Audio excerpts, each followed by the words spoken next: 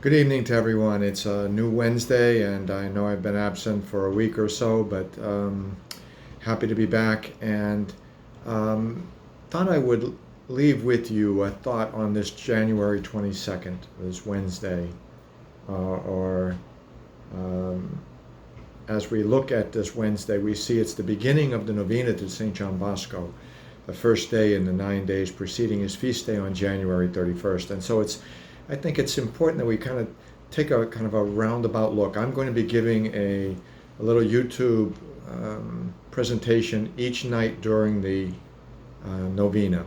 Uh, Tonight it'll be in general on the charism of Don Bosco, and then on Don Bosco himself, hopefully as we kind of move along during these days, something more about his spirituality, his pedagogy, and his role in our relationship as Salesians with him and as a Salesian parish with him as well. Um, this evening, uh, we also celebrate the feast day of Laura Vicuña, just a 12-year-old little Chilean girl who was brought up by the sisters, the Salesian sisters, the FMA, the Daughters of Mary Help of Christians, the same sisters that teach over at Villa Madonna and have been there for decades. And founded by St. John Bosco and St. Mary Domenica Mazzarello. As we look at these sisters to do for the girls what Don Bosco was doing for the boys, the poor boys. As we look at this month, we see the charism of Don Bosco alive and well in his time, in after his time, and even still very much today. We look at the first feast of this in January that we celebrated was a feast of Blessed Titus Zeman, who is a Salesian priest from Slovakia, someone who determined to become a priest and a Salesian of Don Bosco, brought up with the Salesians in many ways in Slovakia during a very troubling time during the Iron Curtain, behind the Iron Curtain. And was arrested for helping other Salesians who were threatened with imprisonment and torture, helped them to escape Slovakia at that particular time in the late 50s, and in the early 50s rather, and after the war, and was caught on his third attempt after having successfully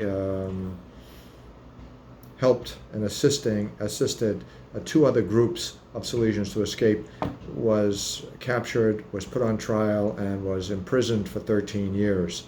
In 1964, they released him with broken health, and he died as a result of the treatment and his torture during those particular years in prison for having done what he knew in his head to be right, to help others in need and to help others who were threatened with their own lives, and putting his own life at risk for the sake of others. As we look at this good man and this faithful priest, the son of Don Bosco, we see very much the charism that he witnessed to, and the spirit that he witnessed to, and the vow that he was faithful to, and his faith that he gave courageous witness to as well. He was made blessed by Pope Benedict XVI, and then made the servant of God and made blessed by Pope Francis in 2017. As we look at him, it was his feast day on January 8th. On the 15th, we celebrate the feast of St. Louis, or Blessed Louis of Ariata.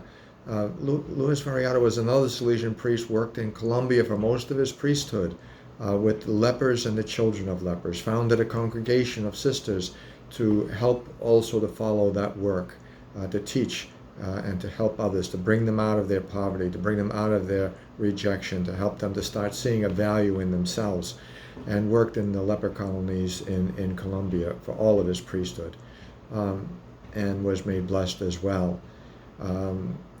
This Friday, the 24th of January, we celebrate the feast of St. Francis de Sales. St. Francis de Sales, today we celebrate the feast of Laura Vicuña, this Chilean girl, just 12 years old, who showed great courage in her life and great commitment to the faith that she professed even at the tender age of 12 years old, and who gave her life in defense of her virtue and of her faith.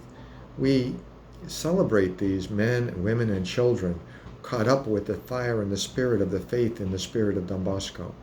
And we look at the 24th of this month, which is the feast of St. Francis de Sales. St. Francis de Sales, the namesake and the namesake of our society, whom Don Bosco wanted us to use as a model for our own selves, our own spirituality, a spirituality based on charity, on kindness. So much so that he called it this amore volezza, this loving kindness that Don Bosco wanted all of us to exemplify. He wanted that kindness to transform not only our lives, but the lives of those souls who cross our shadows each day. Make a difference in the lives of others. He always believed, Francis de Sales, there was always a time for charity. Charity in all times, in all places, and in all circumstances, and with everyone whom we meet. Excluding none. Excluding none. Think of it. A life lived with every person, making them know how valued they are, practicing this, the queen virtue of charity, caritas, which is love. My prayer for us as we continue with this celebration, our approach to the celebration of the Feast of Don Bosco, is that we try to look around and see the power of the charism, accept that charism based on reason, religion, and kindness, charity, kindness, caritas, love, charity. Let's live our lives based on that. It's the heart virtue, it's the central virtue of our faith. And as we do so, may our lives be transformed and the lives of those around us. God bless you all, and hope to see you next week, getting more specific into and about the life of Don Bosco and his spirit and charism. Have a wonderful day, and don't forget to pray for us, and know that we're praying for you.